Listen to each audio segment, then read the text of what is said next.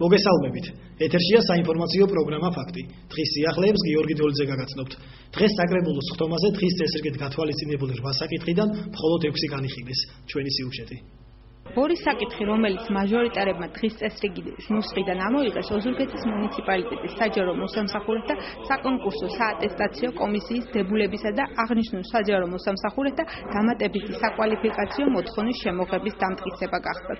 შედარებით ხმაურიანი გახილვა ბაზრის თემას მოჰყვა. საკრებულოს ხტომას ყოფილი აგრარული ბაზრის ხორცის მოვაჭრეების ესწრებოდნენ. მოვაჭრეების პრეტენზიები ყველა მმართველი რგოლის, როგორც მუნიციპალიტეტის საკრებულოსა და გამგეობის, ასევე ძველი ბაზრისა და ახალი სავაჭრო ცენტრის მეპატრონის მისამართი ჰქონდათ. ისინი ხელისუფლებისაგან მათი უფლებების დაცვას მოითხოვდნენ იმ კუთხით, რომ ადგილობრივ ხელისუფლებას მათთვის სამუშაო ადგილები შეენარჩუნებიათ, ან სხვა ალტერნატივა შემოეთავაზებიათ. ძველი ბაზრის ადმინისტრაციას კი მათი ინტერესებისა და უფლებების დარღვევაში ადანაშაულებდნენ. საუბრობდნენ ყველა იმ გაწეულ ხარჯებზე, რომელიც ძველი აგრარული ბაზრის სახორცე პავილიონის აშენებაში თავად გაიღეს. ეს სახები კი მათივე განცხადებით წყალში გადაყრილად ეთვლებოდათ. ახალი სავაჭრო ცენტრის მიმართ კი მხოლოდ ერთი პრეტენზია ჰქონდათ. მეპატრონე მათი ფართით სრულად დაკმაყოფილება ვერ შეძლო. ყოველი მოვაჭრის უკან კი ოჯახები დგას, რომელსაც საარსებო წყარო, შემოსავალი სჭირდებათ. როგორც ოზურგეთის გამგებელმა განაცხადა, რეალური ნაბიჯების გადადგმა და მოვაჭრეთა ინტერესების დაცვა გამგეობას მხოლოდ იმ შემთხვევაში მიეცემა, თუ ეკონომიკის სამინისტროსა და ქართული ბაზრის დაქვემდებარებაში მყოფი ძველი აგრარული ბაზარი მუნიციპალურ დაქვემდებარებაში გადავა. სავარაუდოდ კი ეს საკითხი სამთავრობო დონეზე დღეს გადაწყდება. მანამდე კი საზოგადოების ერთი ნაწილის ერთობლივი განცხადების საფუძველზე აგრარული ბაზის პრობლემის მოგვარების მიზნის ოზურგეთის მუნიციპალიტეტის საკრებულომ დროებითი სამუშაო ჯგუფი შექმნა, რომელსაც ეკონომიკისა და ინფრასტრუქტურის კომისიის თავმჯდომარე გელა გობრონიძე უხელმძღვანელებს. სავაჭრო ცენტრია ისი კერძო მესაკუთრის და იქ ორი ადგილია სულ და ჩვენ 11 კაცი მუშაობდით, დასაქმებული ვიყავით და დავრჩით ჰაერზე და ჩვენს ოჯახები გვყავს. ცოლი ვყავს, შვილები ვყავს და ასე ხო არ ვიქნებით და თქვათ რომ რაღაც გზაზე დაგვაყენონ. ჩვენ ყველაფერს ხელშეკრულება რაც ხოდა იმის საფუძველზე ვიხდით, რაც იყო კანონიერად ყველაფერი. ხოდა დღეს უკვე აღმოჩნდა უკვე რაც 15 წელი გვაქვს ყველაფერი. საკრებულოში განცხადება საზოგადოებისგან როცა შემოვიდა პირველივე განცხადება, აი იქედან უკვე გავიტანეთ ბიუროს ხტომაზე ამ სამუშაო ჯგუფის შექმნის შესახებ და დღეს მივიღეთ საკრებულოს.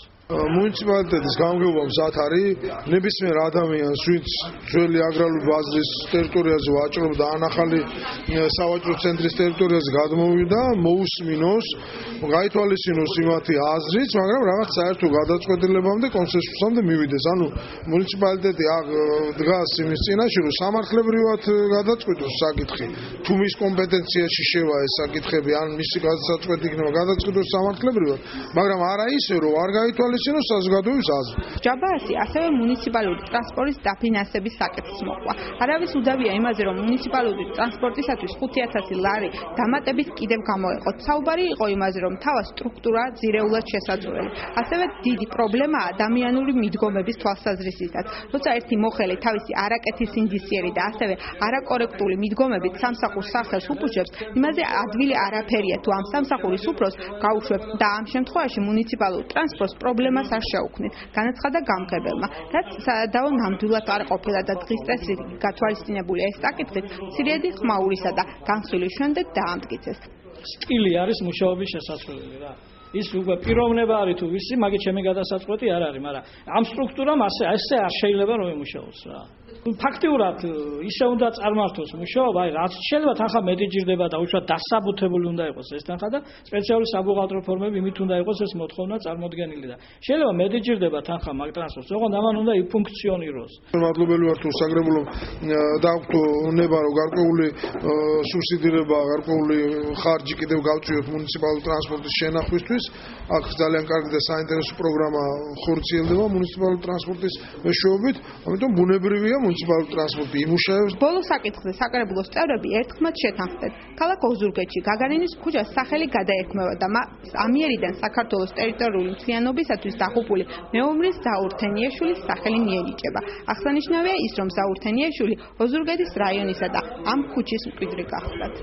ქართული დელეგაციის სასწავლო ვიზიტზე, რომელიც ჩეხეთის რესპუბლიკაში გაიმართა და რომლის თემას კრიზისის მარშვა გახდათ, გურიის მხარე ფართოდ იყო წარმოდგენილი. ნინო მაშალომიძე დეტალებით.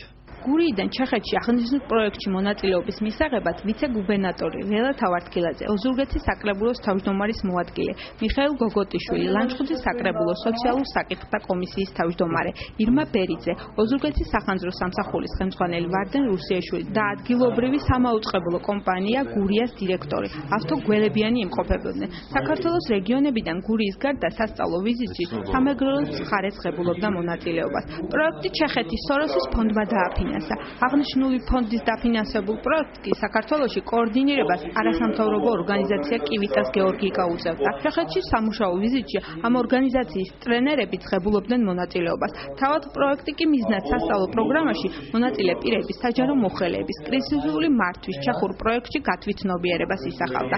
უფრო კონკრეტულად კი პროექტის მიზანი იყო მონაწილეებთათვის ეჩვენებიათ ჩეხეთის მაგალითზე თუ როგორ ფუნქციონირებს სამოქალაქო სამაშველო ინტეგრირებული სისტემა, როგორია მისი სტრუქტურა და ორმხრივი კოორდინაცია, ასევე ურთიერთთანამშრომლობა, აღჭურვა და პრევენციასთან დაკავშირებული საქმიანობა. სასწავლო სამუშაო ვიზიტი, როგორც მონაწილეები აცხადებენ, დატვირთული იყო. გურიის დელეგაციამ პროექტის სხვა მონაწილეებთან ერთად ვიზიტის პირველივე დღესვე ჩეხეთის დედაქალაქ პრაღაში შინაგან საქმეთა სამინისტროს დაქვემდებარებაში მყოფი ჩეხეთის მთავარი სახანძრო სამსახური მოინახულეს. ჩეხეთის საოპერაციო მართვის განყოფილების უფროსს და უშუალოდ მისგან მოისმინეს სასემინარო კურსი, რომელიც სახანძრო სამსახურის ფუნქციებს, ასევე ინტეგრირებულ სამაშველო სისტემასა და კრიზისული მართვის სხვა ორგანოებთან თანამშრომლობა შეეხებოდა. ვიზიტის მეორე დღეს დელეგაციის წევრები ოლომოუცის მხარისაკენ გაემართნენ. ჩეხეთის რესპუბლიკა სულ 14 ადმინისტრაციული ერთეულისაგან შედგება. ერთ-ერთი გამორჩეული მხარე კი ოლომოუცია.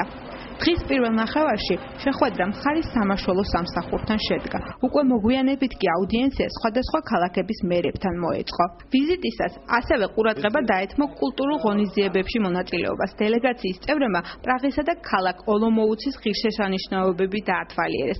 გაიღმევეს თუ არა ცოდნა აღნიშნული პრობლემატიკის სფეროში და შეეცდებიან თუ არა გურული საჯარო მოხელეები ჩეხური კრიზისული მართვის სტილის ჩვენს რეგიონში დანერგონ, ან სულაც რამდენად მისაღები და რამდენად მორგებულია აღნიშნული ქვეყნის უსაფრთხოების მოდელი გურულ რეალობასთან, რამდენად იმუშავებს ჩეხეთში აპრობირებული და უკვე წლებია გამოცდილი მოხალისე მეხანძრის ინსტიტუტი ჩვენთან, ამას მომავალი გვიჩვენებს.